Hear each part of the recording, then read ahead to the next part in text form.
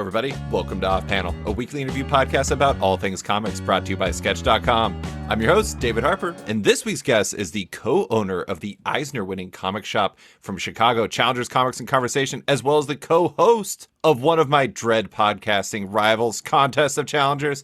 It's Patrick Brower. Thanks for coming on, Patrick. David, thank you for having me, and I'm sure this is the year that Contest of Challengers takes down Off Panel. When are we going to have a crossover, like Crisis on Infinite Challengers or something? We did. You were on, we did one all about you a couple years ago, remember? But not like a part one, part two. We haven't had an official crossover. Yeah, that's true. Do podcasts do like home and homes like they do in sports, where it's like one goes to one and the other one goes to the other? I guess they do, but I don't see that a whole lot in comic podcasts, but I also don't listen to comic podcasts, so maybe I'm just bad at this. So that's fair. Yeah. And really, why would you? You get enough of comics. You don't need to listen to more comic podcasts. I'm tired of it. I like to talk to people about, like comic people Sports, about non-comic. about Exactly. basketball. That's Yeah. right. It's mostly Bruno Batista from Big Bang Comics endlessly bullying me to get a new monitor. It's just terrible. Terrible. Anyways, how was the day at the shop? Well, to use the two words you just said now, terrible, terrible. Less than half a normal Saturday. And it's not even terrible weather here in Chicago. It's slightly cold with a tiny little bit of snow that isn't sticking. Mm-hmm. But we're in the post-holiday season where people are just not spending on themselves. So yeah, this has been I promised myself, and I was hoping for the benefit of the listener, that this would be a much more positive episode than what we recorded a year ago. But I'm immediately starting with, business sucked this week. Yeah. Well, I mean, it was kind of a weird week of releases. Yeah. I know that you're not really dependent on like the Wednesday Warrior or anything like that. I mean, to an extent, our busiest time of the week is still Wednesday right at 11 when we open. We always have a line outside. And actually that's one of the things that bothers me about retail is that because we're so busy right at 11, we don't have a chance to talk to those people because there's too much of a line. But those are the most passionate people who make sure they come in the second the books are available. And there's never any, like, you can quickly say, hey, this is great. Or, oh, did you like, real quick when you ring them up. But there's 5 other people behind in line, and you don't have that opportunity to really bring that conversational aspect to our store, which has conversation in the name. That does kind of take away from that to some degree. But I want to try to turn that frown upside down. How was the holiday season? Was it better? This December was a little bit better than last December. Yeah. Because it was pretty slow last year, right? In 2022? Yeah. 2023's holiday season was a little bit better. However, doing the numbers afterwards, it was less people spending more. And that always worries me. I'd rather have more people spending less because we can grow that. But you can't cannibalize everybody who comes in. They're already tapped out as much as they can be in the holidays. We partnered with a local school, which really helped. We did a special private shopping event for a local elementary school, and those families came out in droves that day, and it was a really great day. And the best part was so many of the people, like half of them knew us and already knew our Sidekick section and loved buying the younger reader stuff. The other half were meeting us for the first time. So hopefully that will translate into something down the line. Did you pitch the school on that, or was that something they came to you for? It was something they came to us for because it was organized by people that already shop here. And I dare say that they liked the experience so much they wanted to let other people know what it's like and to show them that there is a resource for their kids. Because it's our Sidekicks room, we call it like 10 up to 10 years old is the perfect age range for that. And this is exactly what that school falls into. So the number of investigators and Dogman and Cat Kid that we sold that day was insane. I do want to emphasize to listeners that don't know, Investigators is literally a series about investigating alligators. Yep. I imagine a lot of people, John Patrick Green? John Green. Yep. Yeah. A lot of people probably don't know that because it is a kid's series, but it is actually a very big hit. And it actually looks really adorable. I've been sent a lot of those, and I may or may not have shared them with my nephew and niece, and they love them. It's a sneaky hit that a lot of people don't know about.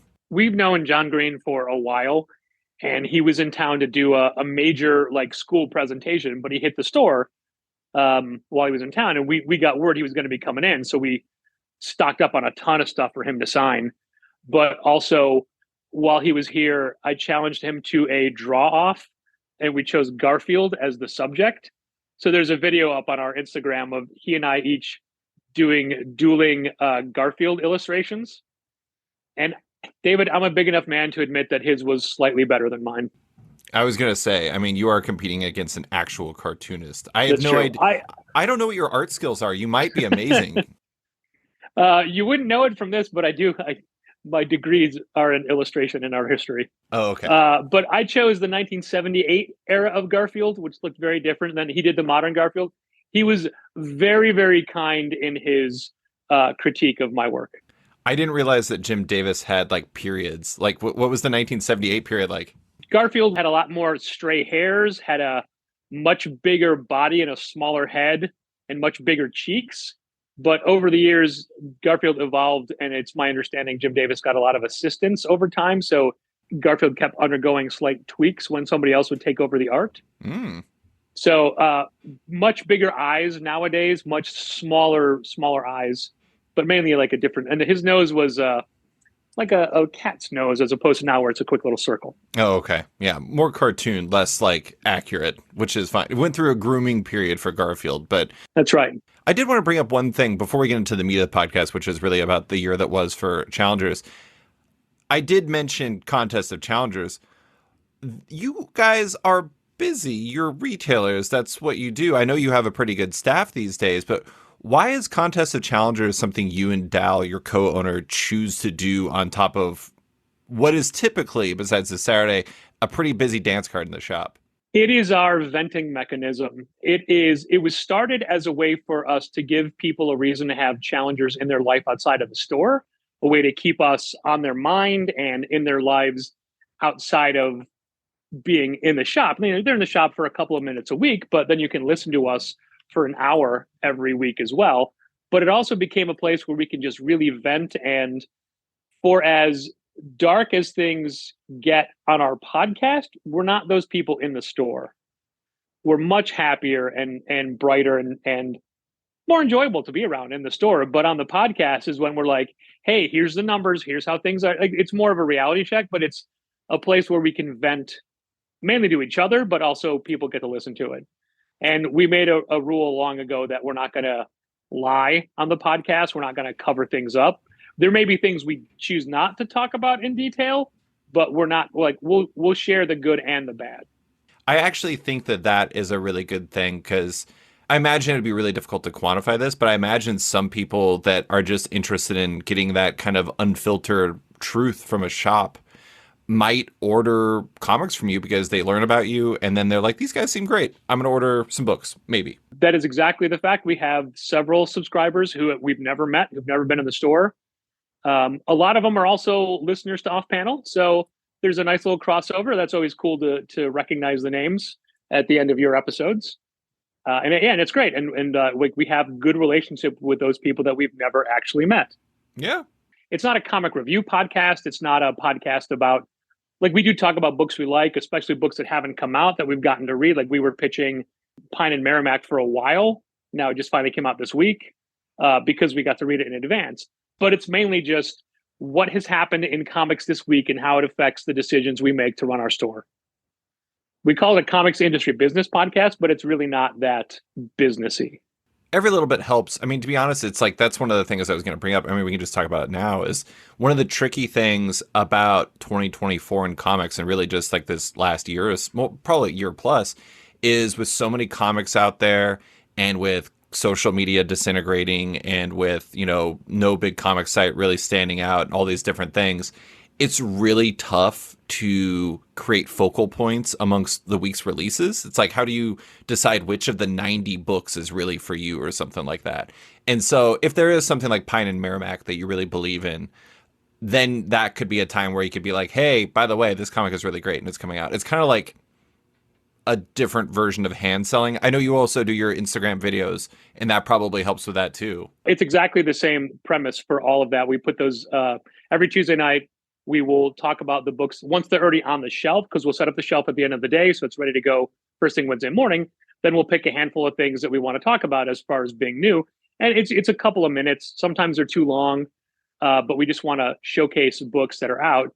Sometimes there's less to talk about in some weeks, but we don't want people to miss. And, it's repetition that really sticks with people. If we just say one time on a podcast and someone hears us say Pine and Merrimack, it's not the same as seeing us talk about it on a video, because I will do a separate video, Dal will do a separate video, while people may not watch both of them. That way we're each talking about Pine and Merrimack, to use that as the example still.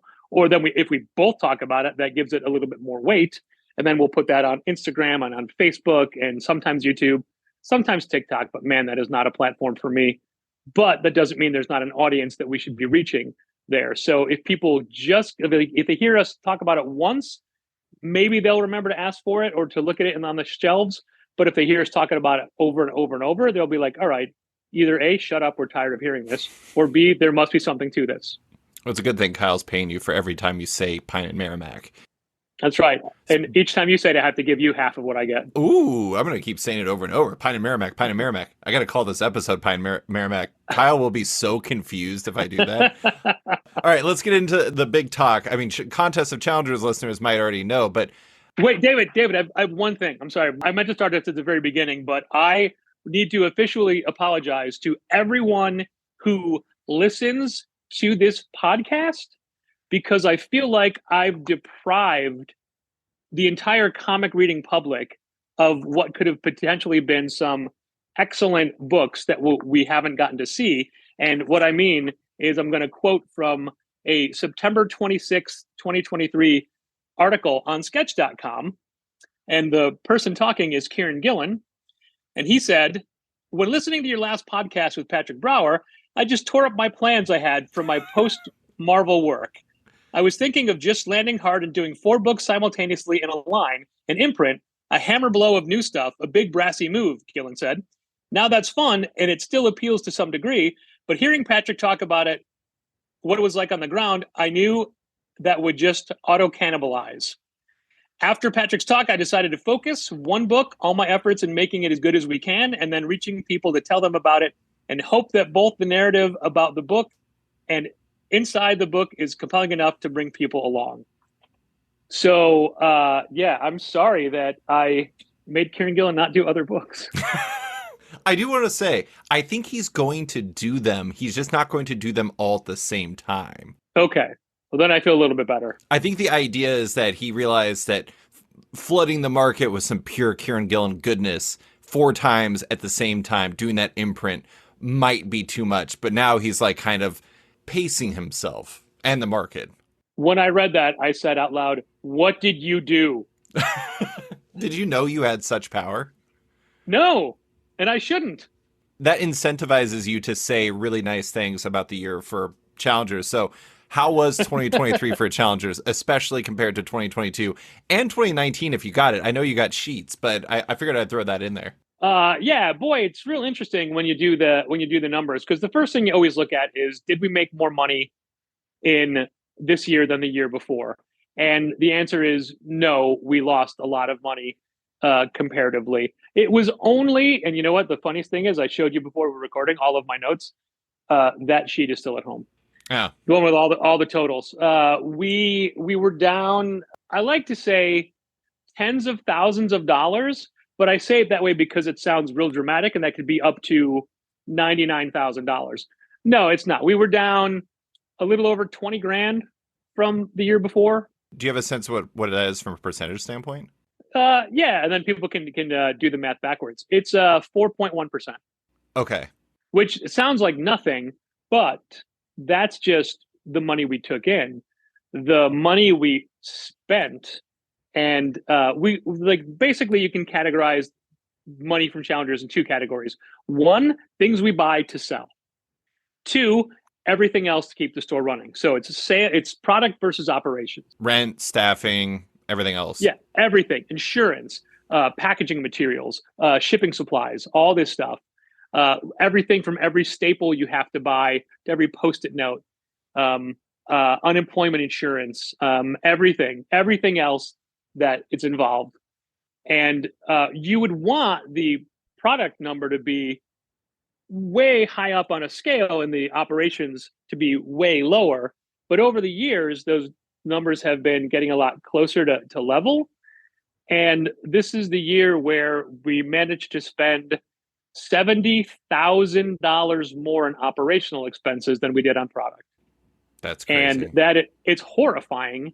And I can point to things that we could have cut or things we didn't do or things that we were like, hey, let's splurge on this. But none of it is so dramatic that it should make up that difference. And it's just that everything costs so much more. And there's so much more you have to do to be in business. Little things like, and I'm sure we talked about this in years past, now that we are fully integrated to Shopify and have an online store, there are so many costs involved in that, from a Shopify subscription, a POS subscription, every plugin you need, because Shopify doesn't really have any functionality on its own aside from being a platform. Everything you need is a monthly recurring subscription. And all of that requires technology behind it and hardware behind it. And you have to make sure you're compatible. And those are the costs that people don't know about that really add up. But I'm going to flip this. I was going to do the good part first, but I want to start with the not the operations, but like the other side, because there's a lot of different ways you can frame this. Because like down is down. There's not much you can say. And with costs up, that's not exactly the best combination of things. I'll be perfectly honest. The numbers that we did last year, I would have been happy with in the previous year. Like, those sales numbers are not bad numbers. And those numbers, when you look at them, like, no, I'm okay with that, until you see how much you had to spend to get them. Right. That's the tough thing is like, when I did my retailer feature where I talked to a bunch of shops, one of the lines I think a lot of people gravitated towards was 2019 sales with 2023's costs. Yeah, that was a real good line too. Yeah. Yeah. And so, I mean, a lot of people are like, well, of course that's the case. I'm just like, no, not of course that's the case. Like, that's not the best formula that's ever existed. And so it's like, you might still be up on 2019 in terms of sales, but with those extra costs, it makes the profit part of it very difficult. But I did want to ask, like, do you have a sense, you don't have your sheet in front of you, but do you have a sense as to, in July, a lot of people were pretty forlorn. Do you have a sense as to whether or not the second half of the year was better than the first half? Because traditionally, like, the first quarter sucks in retail in general, not just comics retail. I can tell you that January and February of 2023 were basically flat for us, plus or minus a couple $100 each month. March was catastrophically bad. Every other month was down until December, but November was, basically flat as well. So it picked up. And like, again, December sales were actually better than we anticipated. And this has been a long held truth lately, the last 5 or so years, that when I first started this, from Thanksgiving to Christmas was your Christmas sales season.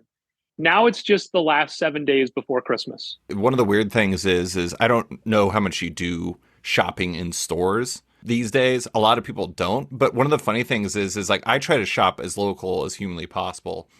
I do the same. Yeah. And in, like, let's say December 5th, like, you go out to a shop, dead, just barely anybody there. And then you go like the week before, literally anywhere, and it is like absolute anarchy. It's like Black Friday. And I think it's because like the shipping, it's like that's the point of no return for getting things from online vendors, especially for Alaska, where it takes like 1 billion years to ship anything.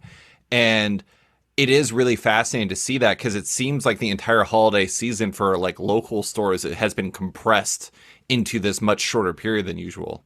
Yeah, personally, I'm somebody that does my Christmas shopping all year long. If I'm out and I see something and I think of someone like, oh, I'm going to buy that and hoard that until Christmas. Yeah. So I'm obviously still down to the last minute like everybody else, but like yourself, I do go into local shops as much as possible, and I'm disappointed when there's a thing I know that I want and cannot source it locally. And I feel like I'm letting everyone down if I buy it online. But I also think a lot of that has to do with the fact that I own a store, and I don't know that I would have that same sensibility if I was just a consumer. And now, a quick word from one of our sponsors. Looking for the right place to read digital comics? You can find it at Omnibus. Omnibus is a modern digital comic book store and reader app carrying your favorite single issues, volumes, and omnibuses all day and date. It's just like a comic shop where you pay per book, but digital. Omnibus has even upped its game lately, as they've added a web reader in store on top of its iPad version, with iPhone and Android coming soon. Looking for an ideal digital comic store, but with an excellent shopping and reading experience, one that uses novel discovery features to help fans find their next new favorite book, and one that features many of the best comics and publishers in comics today, including publishers like Image, Boom, Dark Horse, and more? You can find all that on Omnibus. Visit the web store or download the app today at omnibus.app. And now, back to the show. One question before we get to the nice part of things. What's a bigger problem right now, product or process? Oh, man. I think it can go either way, but I'm going to say product. I'm going to say that product on a whole, we've got a handful of Wednesday Warrior type people who come in every week, and it's great. But we're losing the urgency behind getting in to get the books. And when there is the urgency there, it's only because people are afraid it's going to be a higher valued book after time. Not so much speculation, as that's not as much of a thing as it was, but still it happens. But there aren't books that people just say, I cannot wait to read this. I need to read it day of. And we can talk about the content of every book night and day, but I think there's some really great books out right now, but there's no one unified book that everybody wants to read at the same time and get in it and doesn't want it spoiled or whatever. And I don't think there has to be. I think there has to be a book like that for each person individually. They need to have the book that they're the most passionate about to get them to want to come in. And again, I can't use myself as a frame of reference for that, because I think I still would be the Wednesday Warrior, or whatever my work schedule would allow. I'd want to get my books weekly. I wouldn't wait a month like a lot of people do nowadays.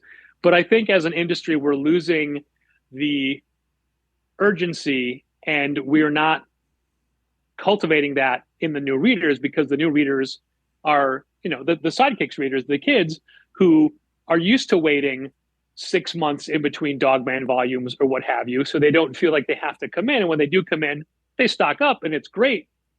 But I think that's one of the things that we're missing most, is the urgency with the younger readers. And the younger doesn't have to mean like a real, like children. It could be teenagers or early 20s and whatnot. But I think that there's still, I grew up in a different era where you went to the comic store every week, and that's not how people do things now.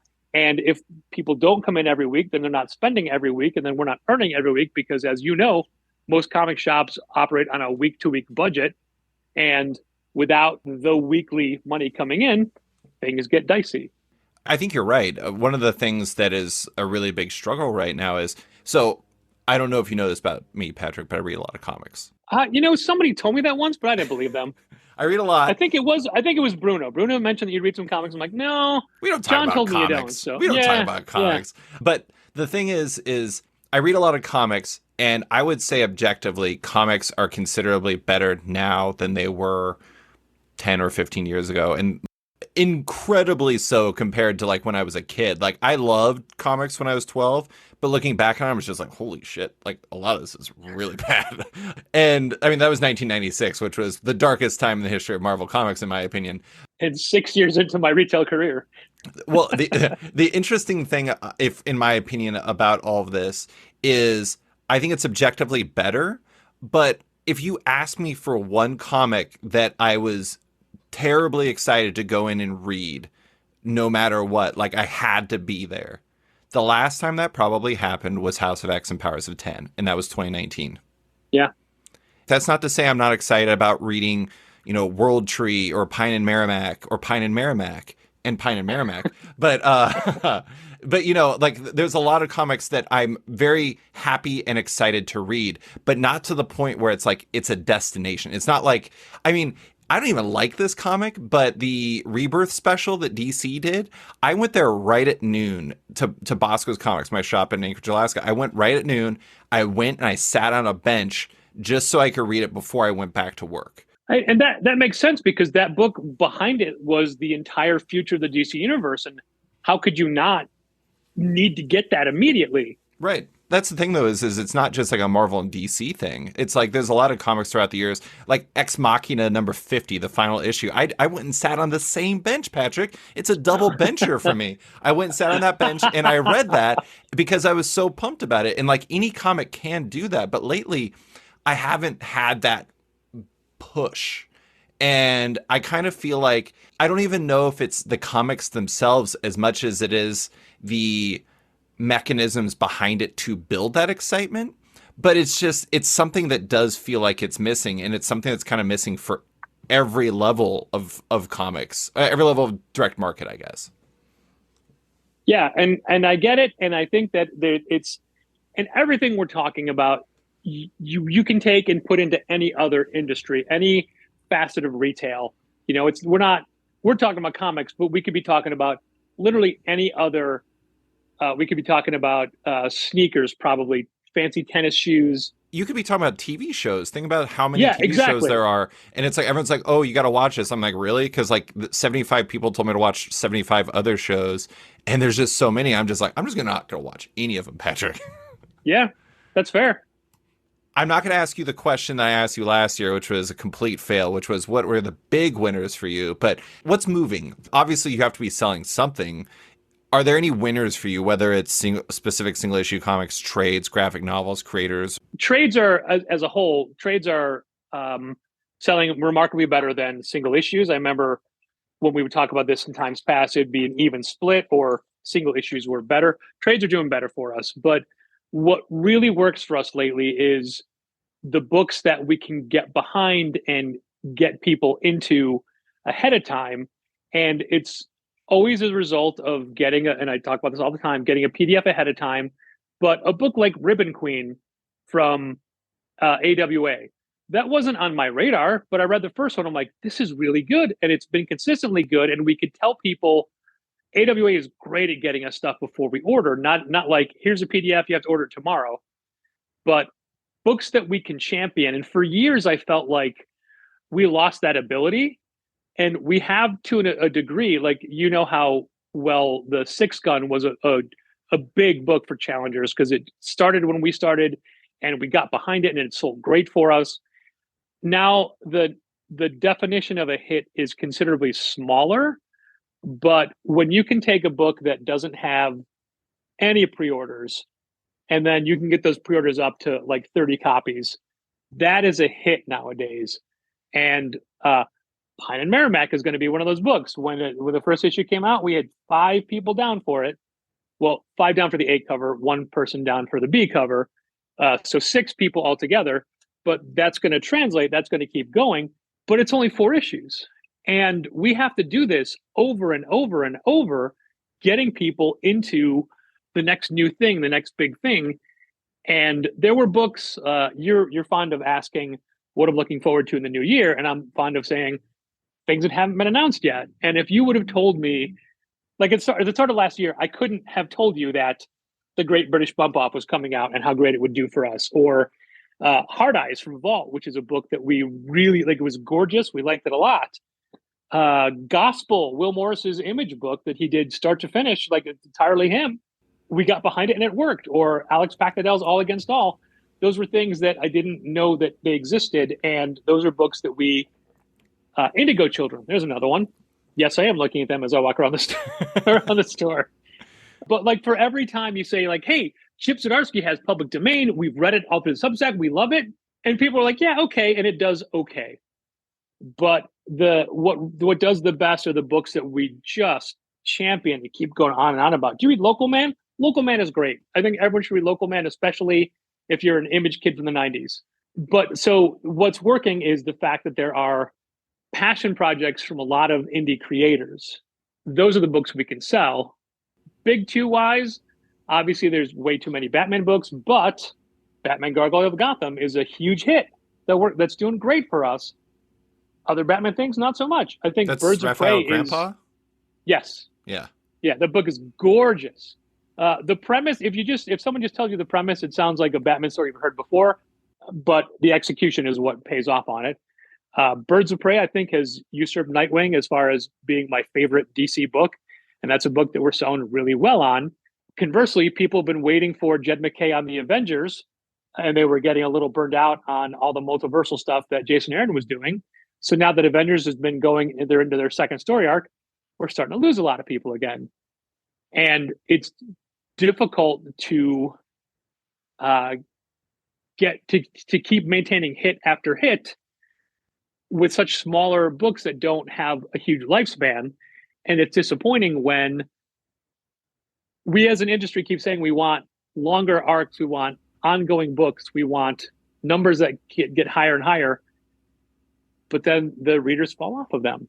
And I understand why publishers want to restart again and relaunch and have new creative teams. And it seems like there's kind of two problems. Well, I mean, there's a number of problems, but there's two things that kind of connect in terms of what you're saying. One is that there's serious trade-offs to the idea of like having everything being a short run, because every time that run ends, you just have to build another book that people are interested in. And so it's not like you have word of mouth sustaining hits. Everything is new. And so you're constantly having to pitch people. It can't be like Local Man's going to run for 90 issues. So once it gets to like 10 and you've pitched it enough, it can sustain itself.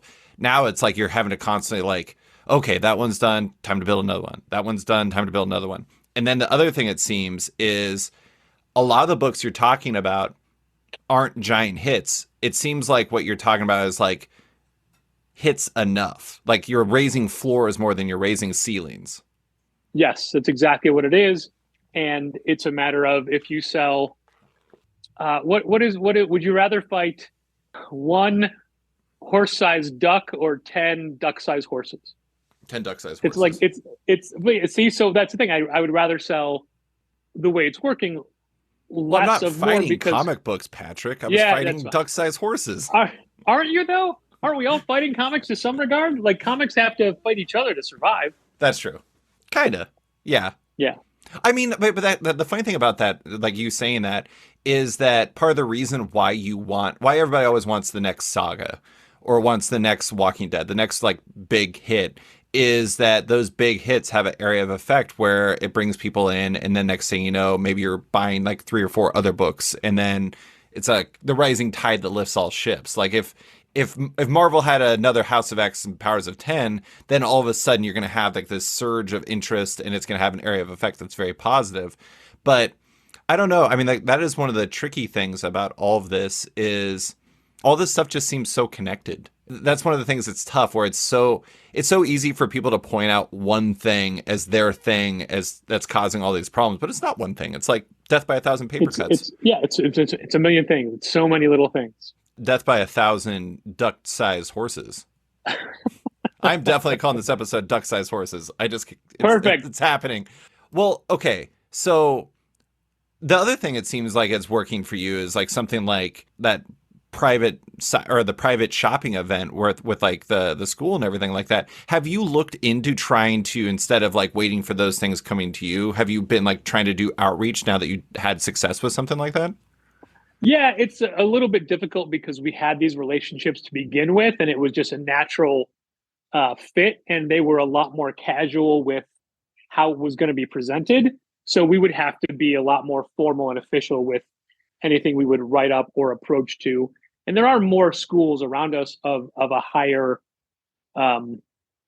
age group of high schools and whatnot. But there's also the aspect of what does the school get out of it? And we were very lucky in this regard that what the school wanted to get out of it was a lot more economical for us than what a lot of other schools might want to get out of it. Mm-hmm. I'm sorry, I'm dancing around subject matter on that one because I don't want to be specific. But yeah, that's definitely a thing. Like, there's so many stores that work with libraries specifically for Comic Book Day. There are stores that do a lot of in-school scholastic book fair type events. And man, it seems like so much work and so much effort. But I know that Brandon and Danica from Variant Edition in Canada do a lot of in-school things that work really well for them. And that is a thing that we've never even dipped our toes into as far as selling into a school before. And then there's things like that that you consider that you could do, but you don't want to have to because that's not why you started doing this in the first place. But everything changes. Nothing. Not you can't do the same thing forever. I feel like you and Dal and the rest of your team have done a good job of evolving. I say that as a person who's literally never set foot into your shop, but I'm aware of what you guys are doing. And, you got to evolve with the times. I did want to ask you said that the lean has shifted more towards trades and graphic novels and everything. Do you find that what's leading the way on that side build from the single issues at all? Or is it mostly like the Dogmans and the manga and like other things that are not coming from the single issue world? It's interesting because as much as we love to say how many younger reader books we sell, I'm going to give you some statistics here. The top 50 graphic novels we've sold versus publisher or quantity, Marvel has made us the most money in collections in the past year, but they're only fourth when it comes to pure quantity of issues sold or copies sold because their price points are so much higher. We've sold way more VizCon, like Image is our number one category as far as quantity of books sold, as far as collections go.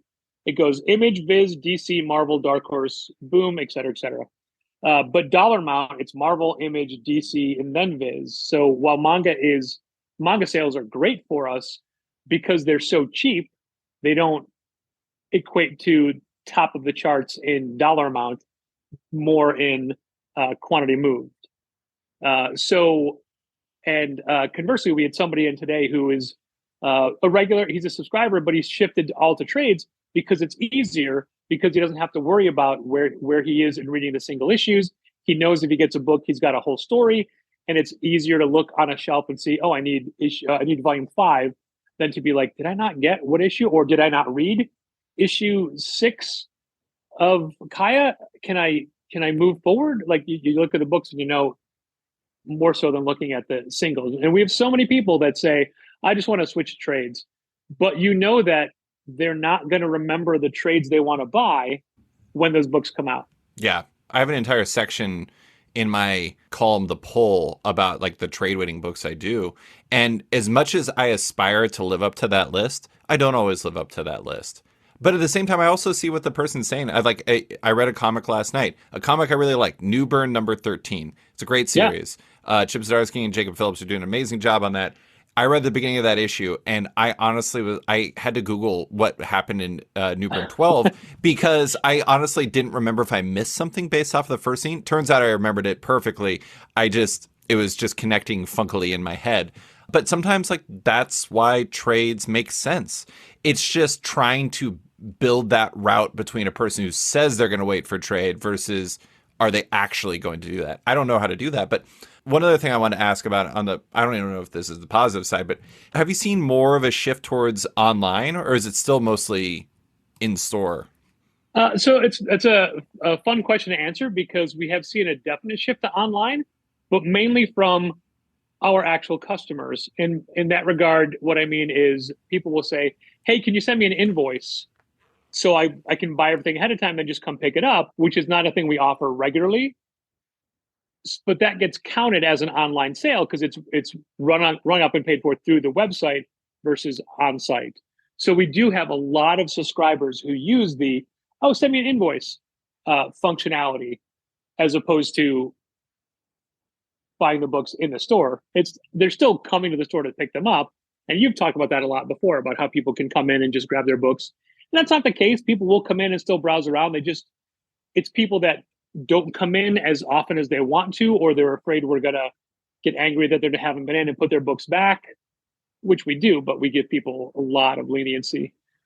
The number of just vacated subscriptions is kind of an issue as well. People that just stop coming in, and then you call them and you leave a message and they don't call you back, or they don't come get their books. And after a couple weeks of calls, you're like, all right, they got to go back. But anyway, we do have dedicated subscribers who don't live in our city.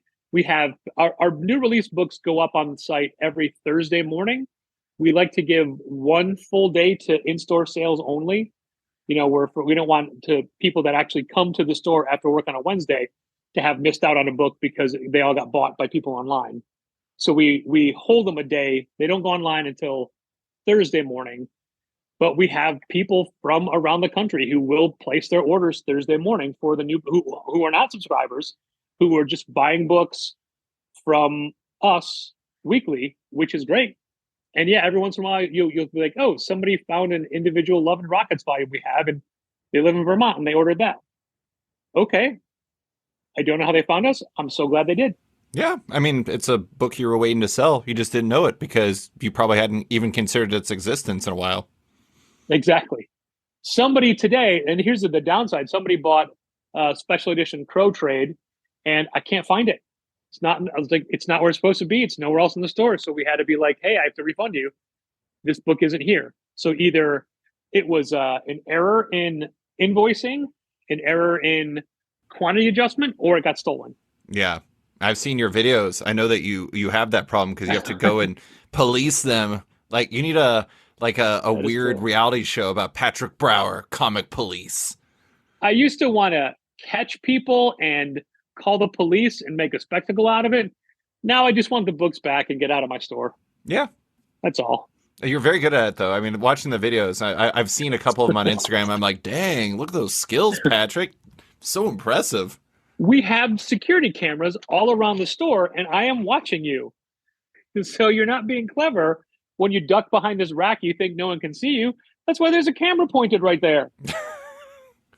This is not the first time you've experienced this before, but okay. So things are a bit funky. Let's talk about the flip side. Have there been any titles or publishers that haven't been connecting or anything of that sort? Yeah, I don't do. I mean, if you don't want to name names, calling them out, but there's a bunch of publishers that we don't even like. We've just given up on and said we're not carrying their books anymore. Sure. We're not trying them for the shelf. Yeah, and I'm sure you can. I don't want to name names because I don't want to hurt anybody's feelings because nobody gets into this to put out a bad book.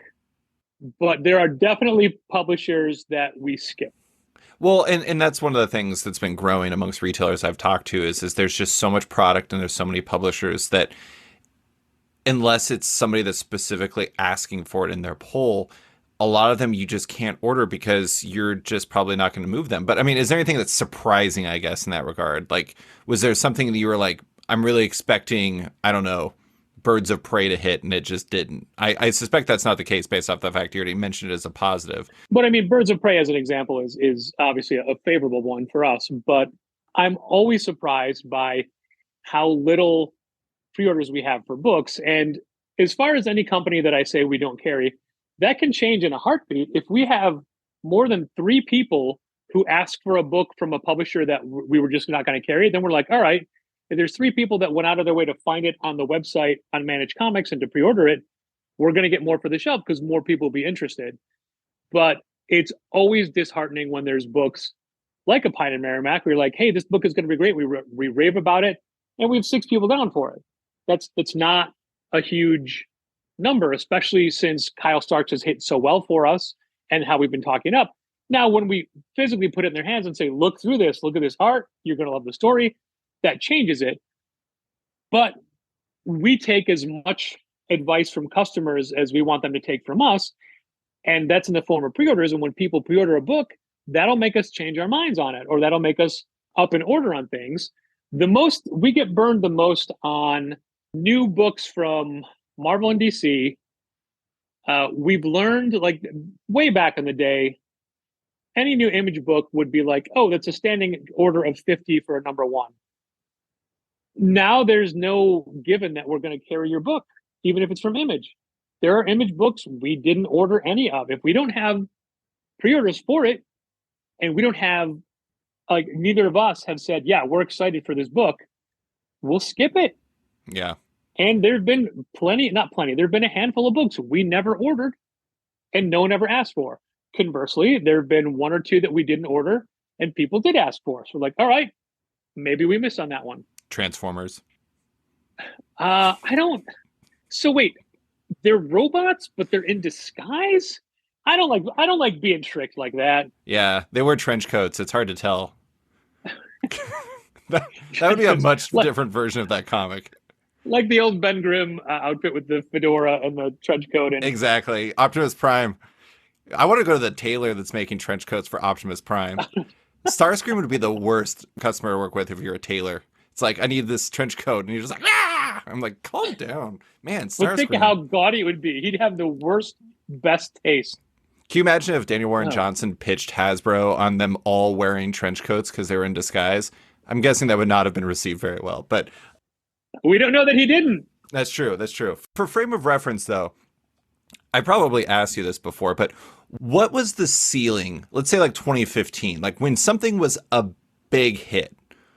What was that number versus like a big hit in 2024? For like a single issue sales, like was it like 200? No, it's like 60 is a big hit for us for like not I don't mean like or I assume you don't mean like a major summer event for our big company crossover. Like a new book coming out of nowhere kind of thing. Sure. I would say if we were selling 60 copies a month, we'd be ecstatic for that. Now? Now if we can continually sell in the 20s of a book, that is phenomenal. The moral of that story is the numbers are all significantly lower than you would hope. And it always goes back to that Joe Simon quote, which was, and I may get the number wrong, but if your comic isn't selling 250,000 copies, the writing's on the wall. I mean, one of the things that, I mean, this ties into what we said earlier, right? It's like, it's not about raising ceilings right now. It's about raising floors. And it's like the ceiling just isn't really there. And here's the thing though, is like, I'm not saying that something's going to come out tomorrow. Well, certainly not tomorrow because tomorrow's Sunday. That'd be extraordinarily unlikely if comics were released on Sunday. But I'm not saying something's going to come out next week and all of a sudden you're going to have a comic that everyone sells like 500 copies of and everything is fixed or something like that. But that's kind of one of the big things that's missing is just like you don't have that number one book with a bullet that everyone is hyped about. It's like that Saga book. It's like everyone's like, we need another Saga. It's like, from what I understand, Saga isn't even Saga anymore. Saga's still solid, but Saga's not like lighting the world on fire like it was like 6 years ago. And I mentioned this earlier. It's just like everyone's got their reason why everything is the way it is right now. Like I could ask 100 people and you'll get 100 different reasons as to why the things are the way they are right now. But is there anything in your mind that specifically stands out that people aren't talking about as like a big factor in why the things are the way they are? Or is it more just like, you don't even know? I think you've had a really great cross section of retailers on the podcast, on the website lately, who all have good takes. And it's often someone will say something, I'm like, oh yeah, no, I agree with that. I hadn't thought of it, but I agree with that as well. So I think everything in that regard has been covered. I think what I'm more curious about that we'll never really know is what goes into people's minds when they're deciding what they can or can't spend. What is a factor? Like everybody I know complains about having too many streaming services because you want to watch certain things, they're on different channels and you can't get them all. And then you have to make choices of what to cut out. Like what is a reason that somebody doesn't buy a comic that they want? Is it they need the money for something else? They have too many? I know as adult collectors, you know this, space is a major consideration. You know, I know a lot of people that do the one in, one out philosophy behind getting things like action figures or even some trades and whatnot. And I guess what I'm leaning toward is I don't really know what hasn't been talked about.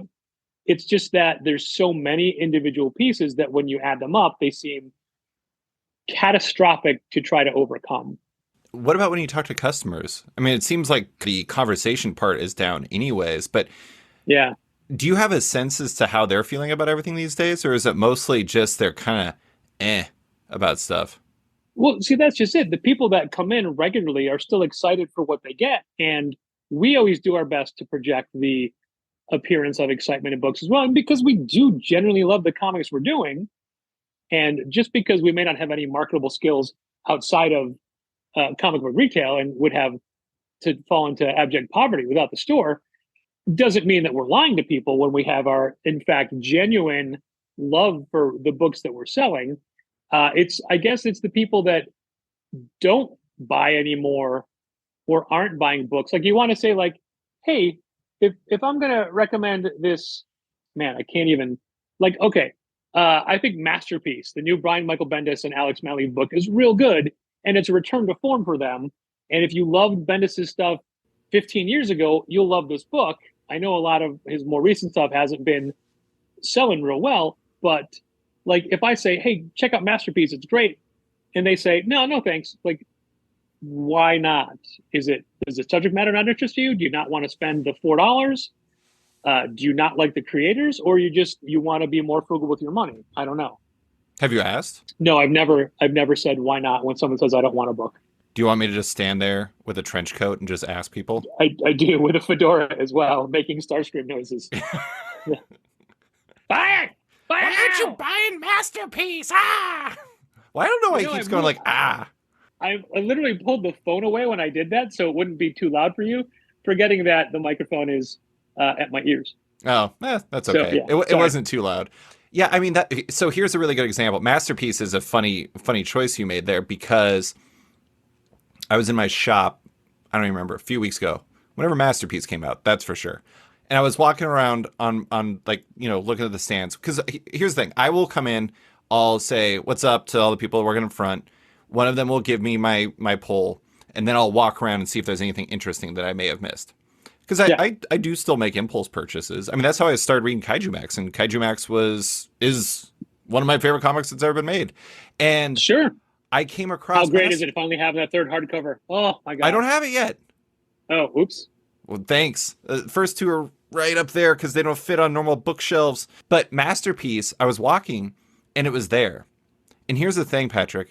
I, again, read a lot of comics and know a lot about what's happening. I had no idea Masterpiece was coming out that week. Sure.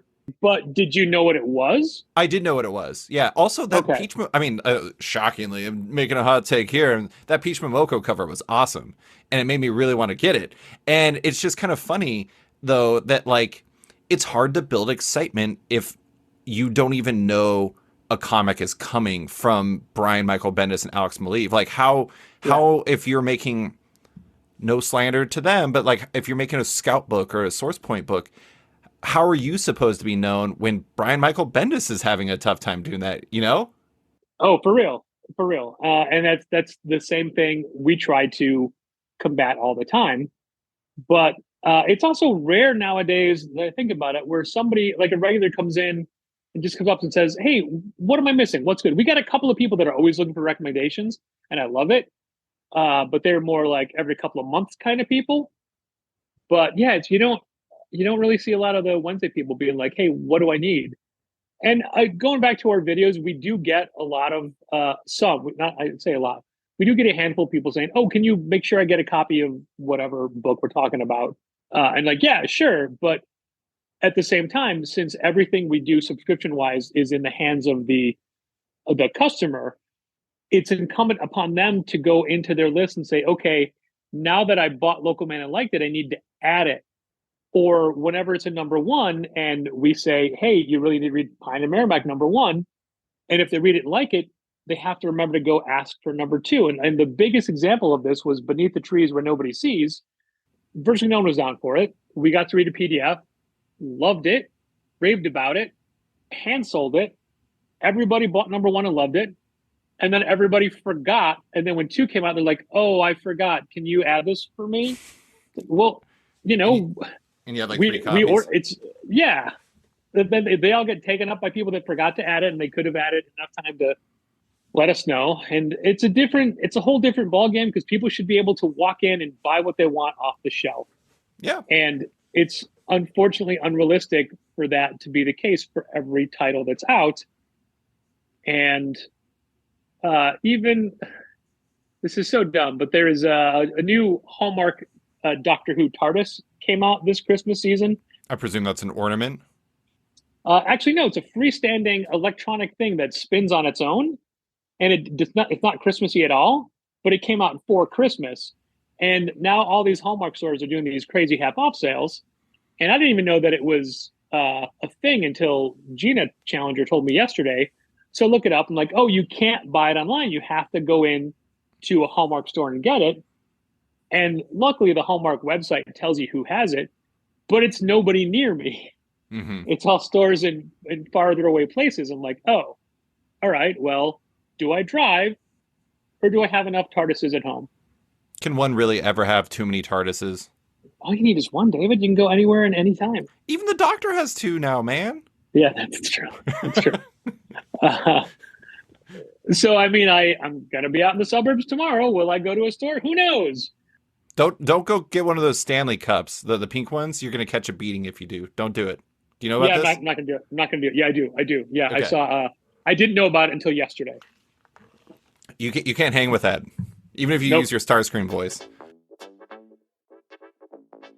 And now, a quick word from one of our sponsors. New year, new Zoop. Zoop is proud to be the home of the first ever Jack Kirby crowdfunding campaign, Sky Masters of the Space Force, the complete Sunday strips. Also, by popular demand, they're reopening the Conan the Barbarian campaign featuring the legendary art of John Buscema, Gil Kane, Barry Windsor-Smith, and more. There's still time to support projects from Colin Bunn and the Maui Strong fundraiser, benefiting those affected by the Maui wildfires last year. Head over to zoop.gg to support the live campaigns and sign up for ones coming soon. It takes less than 30 seconds to create an account, and the e-commerce style checkout is easy and intuitive. Add multiple rewards and add-ons into your cart, provide some info during checkout, and you're done. No confusing additional steps in finalizing your pledge, and no post-campaign surveys. And of course, every creator appreciates your support. For creators looking to crowdfund your project, Zoop is currently open for submissions. Email them at hello@wearezoop.com to start a campaign. And now, back to the show. You've hand-sold me. I am going to buy... Well, Pine and Merrimack I was going to get anyways, but Bosco's still... But they only still go through Diamond, and they were shorted everything that wasn't DC this week. And so I went on Wednesday, not shorted, they hadn't got their delivery yet. So at some point in the future, they will get that, and I will buy Pine Merrimack. So that's one. Masterpiece. I skipped that. I'm going to buy it. That's two. Local Man, I'm going to do it. That's three. What's the fourth one I'm getting? Oh, man. That is currently... At this point, you should just wait for the trade for Ribbon Queen or Madness. The Madness, J. Michael Straczynski through AWA. That was real good as well. Oof, that was lovely. I have to admit, I haven't read really any AWA stuff because I read their first trade paperback they were handing out with previews of all their books, and I was like, man, this feels like the 1990s in not a good way. And where they're at now is so far away from what that was. That's why even I'm surprised how so many of their books, I'm like, yeah, Rumpus Room. Holy crap, that book was great. That's Mark Russell and Ramon Rosanas. Like, those are two good names right there, and they're doing it. Yeah, Rumpus Room's only 5 issues. Maybe Bosco's has them all, but it's not done yet.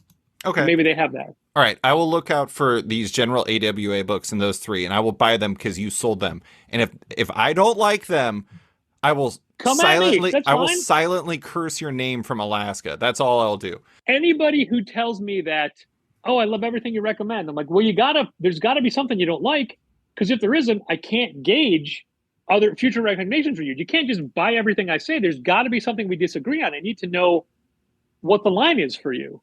I don't know what my line is. I like a lot of things, but okay, just a couple more questions. I did want to ask about the larger conversation, because it's like one of these weird things is one of the weird things about what's going on with the direct market right now is I'm not saying that the conversation is creating the state of the market, because the state of the market is creating the state of the market. It's definitely not helping the state of the market, though, I'll tell you that. That is one of the things I was going to say is, to some degree, if you constantly talk about how horrible comics are, people are going to be like, wow, comics are horrible. And I'm curious as to what you think of the conversation surrounding comics retail these days. Do you feel like it makes the job harder, or are you just glad people are talking about the environment? So I'm going to take this as there's two different conversations, the private behind closed doors, retailers commiserating conversations, and we'll take that out of it entirely, because that's just a place where people need to vent and maybe brainstorm and have better ideas. Another one is the social media rock fight. Yeah, exactly. The public versions of it, it doesn't do any good. I used to write for a metal zine called Detritus, and that's a great name. Thanks. I didn't come up with this. Rock hard with a purpose was the tagline, because that's my Judas Priest song. But we would get comps all the time in return for reviews. And my reviews were always honest. And I was told at a point like, hey, you got to find more positive things to talk about these books, or people won't give us these comps anymore. Like, we're not going to get these comps if we don't say nice things. And then I remember reading these metal magazines when I was in college, like Faces Rocks or Rip, actual magazines, where every article was just the most positive thing about a band ever. And I thought, that can't always be true. You can't love everything. Every band who has an album coming out always says, oh, this is a cross between our most critically reviewed album and our highest selling album. Like that's just the formula they'd always use. I'm like, you can't always do that. You gotta have some of the honesty. The same way I just told you before that I need people to tell me what they don't like that I recommend, so I can tell them what I think is more their taste. I completely agree that all the public negativity is just gonna make people think like, well, comics are dying and it's not worth it anymore, and maybe I should just move on. If the people that sell them can't even find good things to say about them, what's the point of it? So I think it's important. Like, I think years ago, I was talking about a rough patch Challengers had, and somebody in retail who's not in comics retail, a friend of mine who owned a different kind of store, said, never do that. Never talk about when things are bad. You don't want people to think, well, their store is going under, I'm not going to go there anymore. And I thought, no, you got to be honest with people, but you can't just talk about when it's bad. You have to let people know that there's good as well. And so, like, a lot of stores that are having some serious financial hardships, who are making public pleas saying, hey, we need your help, that kind of discourse is important.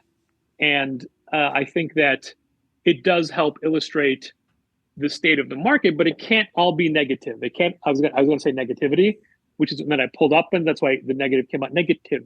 I was going to add to it. It would flow differently. It exactly. I think it has to be some of column A, some of column B. So the discourse is important. You know how they say there's no such thing as bad publicity? There is, but it's always good to have people talk about you. I mean, here's a good example. Like, so you were talking about the stores that are making things where I don't know him. Is it Timmy Hague? Yeah, I've talked to him, I think, like once for a piece, and does Arsenal comics and games. And I know his shop in Ventura Bay. I think Ventura Bay, California has been having struggles, and they went out on social media and they let people know, because they wanted customers to know that, like, we really need your support if you want this shop to still be around.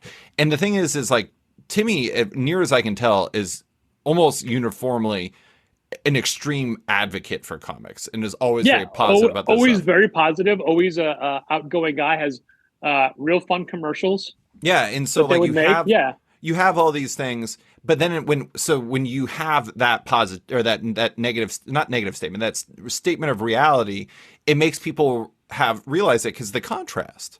And what happened? A lot of people responded, and then all of a sudden, Patton Oswalt and Jordan Blum were like, "Let's do a cool event at Arsenal on January 20th." I'm not getting paid for that either. Pine and Merrimack.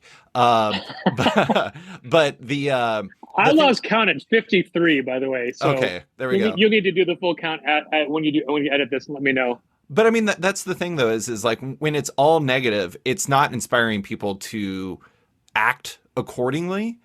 I don't know. It's like, I'm not trying to say you only have to be positive, but the thing is like, if you're constantly telling people like comic shops are dead, blah, blah, blah, what are we doing this anymore? It's hard to really like motivate people to change their minds and go in and actually buy their pull list that they have with your shop already. Yeah. It's tough. Like I said, we try to find things to talk about every single week for people to buy at the store, because they're books that we genuinely believe in. Or we ordered a bunch of because we thought people would like it. We're not ordering books that we think won't connect to an audience. I mean, you and Dal, like, I've listened to your podcast before. You guys, you're not haters without reason or something like that. When you guys are talking about something, you're just being honest. You're not being like just ragey or something like that. It's a balance. I guess that's the ultimate point, is it's a balance. But if there's anything we hate, it's just each other. There you go. That's good.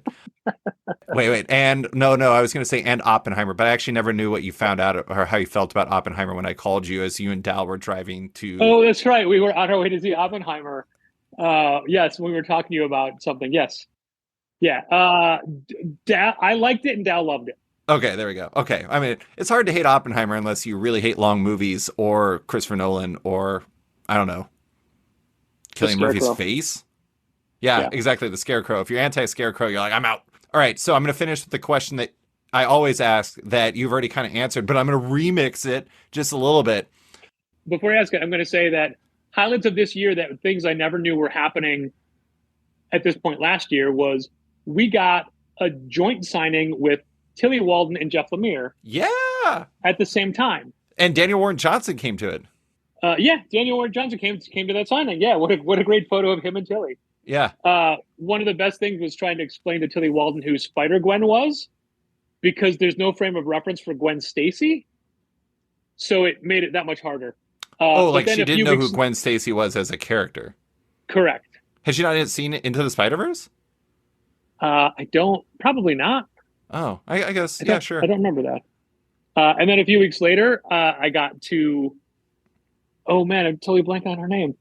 She's currently doing Hack Slash. How come I'm forgetting this? Oh, Zoe One Thorogood. of the highlights of my year. Yeah, Zoe. I got to meet Zoe Thorogood. We almost had her to do an in-store, but she was literally driving to San Diego and had to leave earlier. But we had talked about having her come in the store. But and at this point, that last year, I think I just read her. No, I hadn't even read it. Lonely at Center Earth yet. And then I'm like, man, this book is great. And then, she's at an art show down the block. So it's always the fun, unexpected things that you don't know. My pick for graphic novel of the year last year was Where Monsters Lie. And that wasn't a thing I didn't know about this time of the year last year. I also want to say, if you could ever get Zoe for a signing, that'd be amazing, just because she's like the coolest person. I actually had I tabled at New York Comic Con briefly. Declan Shalvey let me take over his table, and on the right was Drew and Wes Craig, and on the left was Zoe Thorogood, which was like, how am I here? This is really weird. They're probably like, who's this weird dude? I got to do a bunch of marketing talk with Wes Craig about Kaya this year, and we had a bunch of emails back and forth about the retailer connection to the customer work, what I thought might help get people out there. And then he used a quote of mine in his retailer newsletter. Oh, that's great. Yeah. I love it when creators want to work with retailers to sell their book. Hey, look, David, click, click, boom. That book was really good. You should look at that. I will check it out. I like the cover. Okay.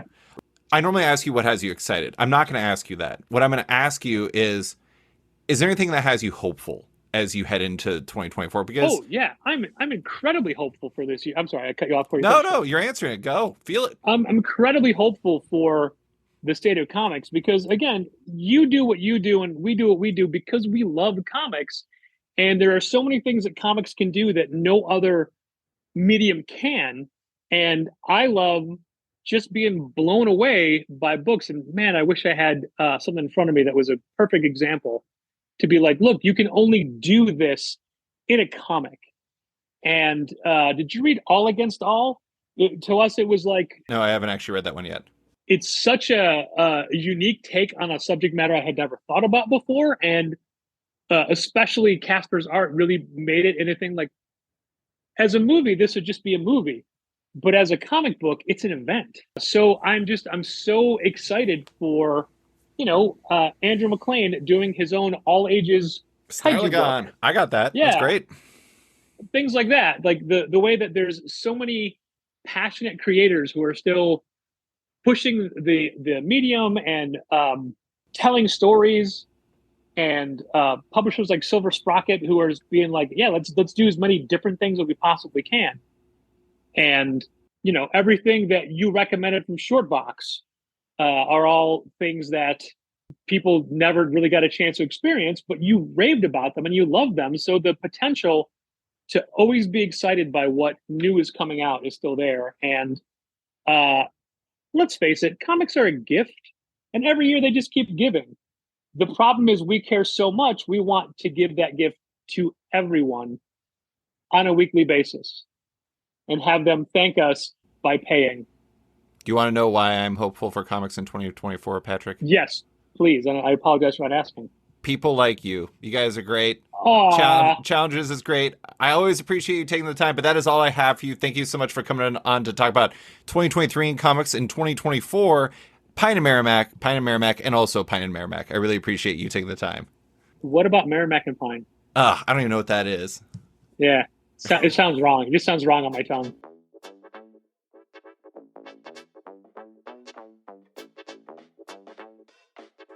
Thanks for listening to this week's episode of Off Panel with retailer Patrick Brower. You can find Patrick at Challengers Comics and Conversation in Chicago on its website, Twitter, Instagram, and its podcast Contest of Challengers.